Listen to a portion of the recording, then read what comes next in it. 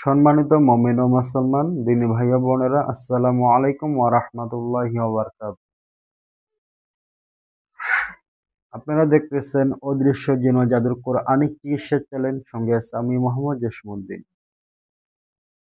সম্মানিত হযরতগণ,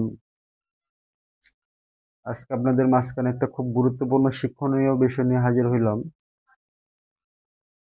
যে আপনারা মিল মোহব্বতের বিষয় নিয়ে কথা বলবো।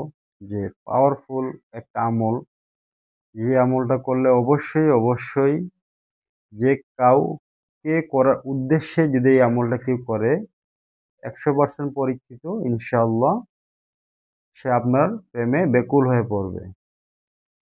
কিন্তু সত্য হচ্ছে একটাই, যে কোনো অবৈধ কোনো কাজে এই আমল করলে কোনো রকম ফায়দা পাবেন না এবং কারো জন্য এজাজত থাকবে না।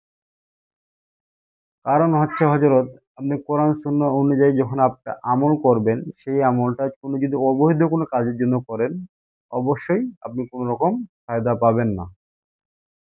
আপনি যদি স্বামী স্ত্রীর মধ্যেই, বিশেষ করে স্বামী স্ত্রীর মধ্যে যদি আমলটা করেন, সব থেকে বেশি পাওয়ার হবে এবং কি সব থেকে বেশি ফায়দা পাবেন।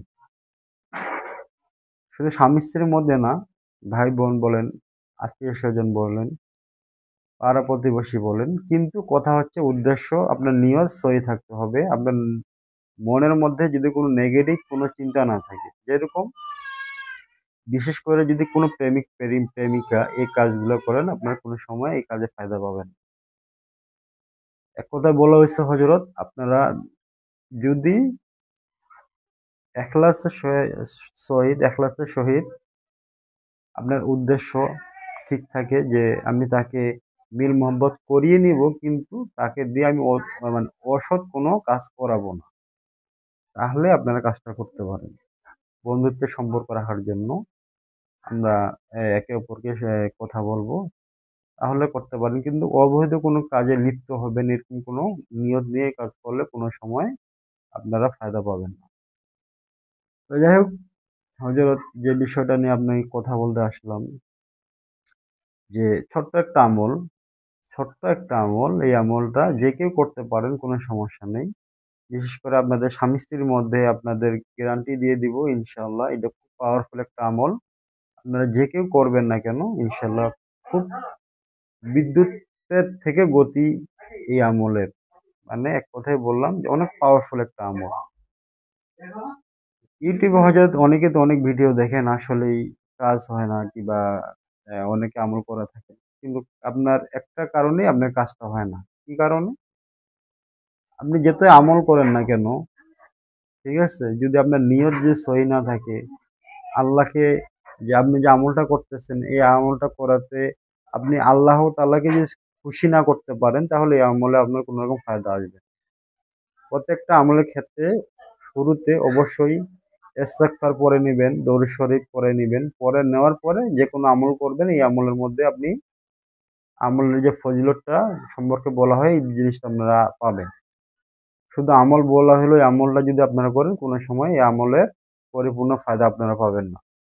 যার কারণে কি করতে হবে, অবশ্যই প্রত্যেকটা আমলের শুরুতে ইস্তেগফার, দরুদ শরীফ পড়ে নেবেন এবং কি আমলের শেষে আবার দরুদ ইব্রাহিম পড়ে নিবেন। মিনিমাম 11 বার পড়ে নিবেন। তো যাই হোক হযরত, কথা বললে অনেক বিষয় নিয়ে কথা বলতে হয়। তো শর্টকাটে আমি আপনাদেরকে মাঝে আমলটা শেয়ার করে দিচ্ছি। বিশেষ করে আমলটা যখন করবেন, অবশ্যই ইস্তেগফার, দরুদ ইব্রাহিম পড়ে নিবেন। পড়ে নেওয়ার পর দিচ্ছি ছোট্ট একটি আমল। জাস্ট খালি ১ গ্লাস পানি নেবেন। পানি নেওয়ার পর ইস্তেগফার, দরুদ শরীফ পড়ে নেওয়ার পর পানিটার মধ্যে বিসমিল্লাহির রহমানির রহিম ৭৮৬ বার তেলাওয়াত করবেন। কতবার? ৭৮৬ বার। বিসমিল্লাহির রহমানির রহিম ৭৮৬ বার তেলাওয়াত করে পানিটার মধ্যে একটা দম দিবেন। পানিটার মধ্যে একটা দম দিয়ে দিবেন। দেওয়ার পর দরুদে ইব্রাহিম ১১ বার পাঠ করবেন। পাঠ করে আরেকটা দম পানির মধ্যে দিয়ে দিবেন। দিয়ে দেওয়ার পর মনে মনে নিয়ত করবেন, হে আল্লাহ, এই আমলের বরকতে আমাকে, হ্যাঁ, যে উদ্দেশ্যে আমলটা করতেছি আমি, এই উদ্দেশ্য যদি আমার সফল হয়, আপনি এই আমলটা আপনি আমার কবুল করে নিন। হুম? মনে, মনে আল্লাহর কাছে এই দরখাস্ত করবেন। আল্লাহর কাছে ছোট্ট একটা মোনাজাত দিয়ে দিবেন। দেওয়ার পর এই পানি আপনি যে কাউকে যখন খাওয়াবেন দেখবেন ইনশাআল্লাহ সে আপনার প্রেমে ব্যাকুল হয়ে পড়বে। আপনার প্রেমে ব্যাকুল হয়ে পড়বে। তার মধ্যে যত রাগ থাক না কেন, পানিটা খাওয়ার সঙ্গে, সঙ্গে সব পানির সঙ্গে মিশে যাবে। ইনশাআল্লাহ এটা অনেক পরীক্ষিত একটা আমল। আপনাদেরকে দিলাম। আশা করি অবশ্যই কমেন্টে ভালো কিছু জানাবেন। হুম? আর দ্বিতীয় হচ্ছে অবশ্যই আমার চ্যানেলটি সাবস্ক্রাইব করে রাখবেন। পরবর্তীতে এর থেকে আরো ভালো, ভালো ভিডিও দেওয়া হবে ইনশাআল্লাহ। আজকে এই পর্যন্তই। আসসালামু আলাইকুম ওয়া রাহমাতুল্লাহি ওয়া বারাকাতুহু।